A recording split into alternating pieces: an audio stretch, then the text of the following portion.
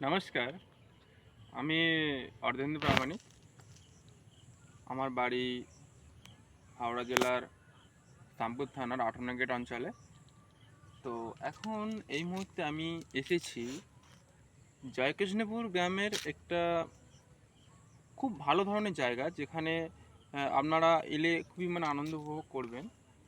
এই রোডটা হচ্ছে 58 গেট থেকে নবগ্রাম গিয়েছে। তো একটুখানি দেখাও ভাই, কি সুন্দর নির্মল পরিবেশ দেখুন।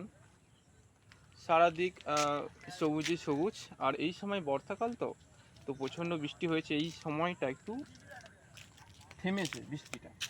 তো আপাতত এইদিকে সব হাল হয়ে গিয়েছে। একটু এদিকে আসো, সামনে এখানে আমাদের বীজ ফেলানো হয়েছিল। তো বীজের বীজের যে তলা, সে ধান গাছ মোটামুটি বড় হয়ে গেছে। তো এইগুলো একটু দেখো, খুবই ভালো লাগছে চারদিকে। এরকম আবার চালু হয়ে গেল।